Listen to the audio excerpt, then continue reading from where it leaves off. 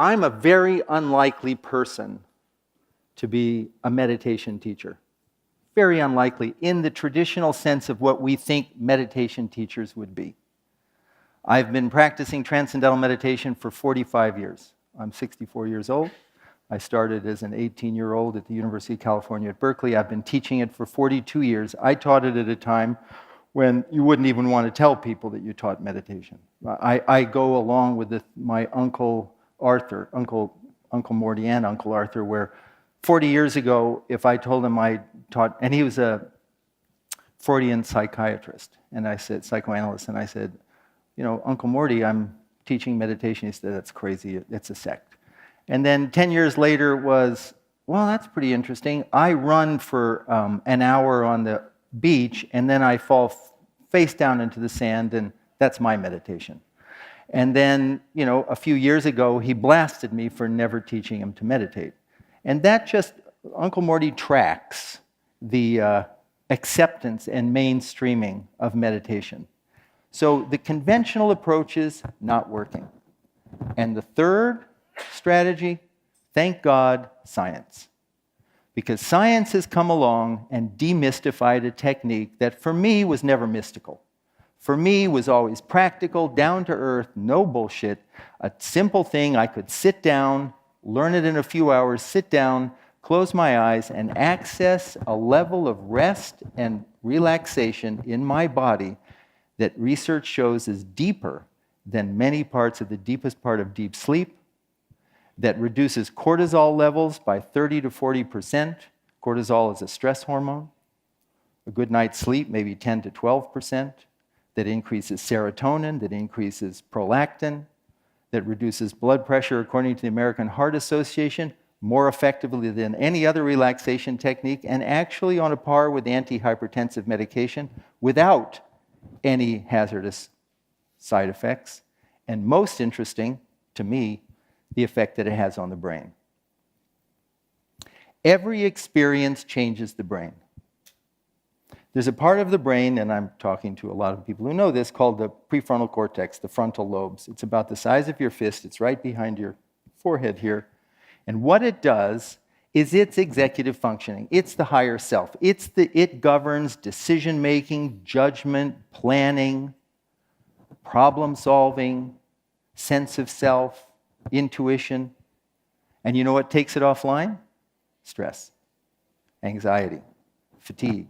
What they found is that when we sit and meditate, when the active thinking mind settles down, the body takes a profound state of rest, you can see on the EEG machine and you can see it on the brain scans, the neural pathways, the connections between the front of the brain and the back of the brain, and the connections between the left and right hemispheres of the brain. Those connections, those neurons, fire together. And they say, when the neurons fire together, they wire together. And because of the neuroplasticity of the brain, when we sit and meditate and the brain makes those connections, they last in activity. We maintain it and we make better decisions, better judgment, better planning. We're more ourselves. And it's a natural instinct that we'd like to have some inner calm, some inner stability, some inner clarity, some inner focus, some inner peace. Natural. Two questions. Is there such a thing as an inner? And if so, how do we get there? So in this meditation, transcendental meditation, we hypothesize that there's a level of the mind deep within every one of us. Every one of us. This is just a hypothesis. Right now, level of the mind that is already calm, settled, peaceful, wide awake. My own self, there. Just like the ocean has quiet. And meditation, properly taught and learned, and it's not difficult, and I'd be happy to teach you, because this meditation you can have all the thoughts, the gotta thoughts you want in the world. It's very difficult to clear the mind of thought. This meditation just allows the active thinking mind to settle down and experience quieter levels of thought and quieter levels of thought. And how do we know that? Because of science, because of the body, because of the deep rest that the body takes. Reduction in oxygen consumption, reduction in cardiac output, across the board. So, everybody, take your left hand and take your 3 fingers of your left hand and put them on your pulse right there. Now, I'm saying this is not meditation. This is like a health sort of thing. So I don't want you to think, oh, I did some weird meditation with my pulse. That's not that.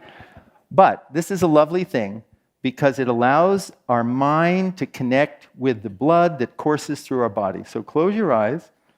It's just going to take a minute. Don't feel weirded out. And just let your attention through your fingers be with your pulse.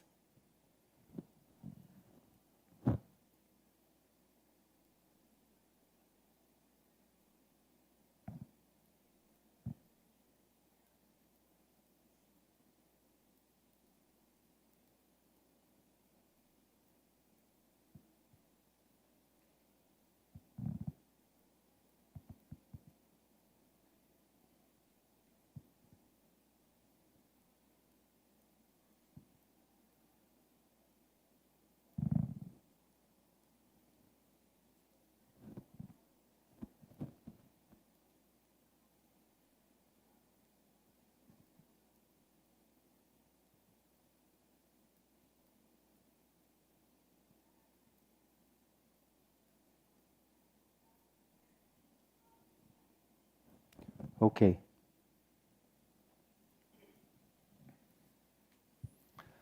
There's a level of life under those waves. I encourage you to access it. Thank you very much.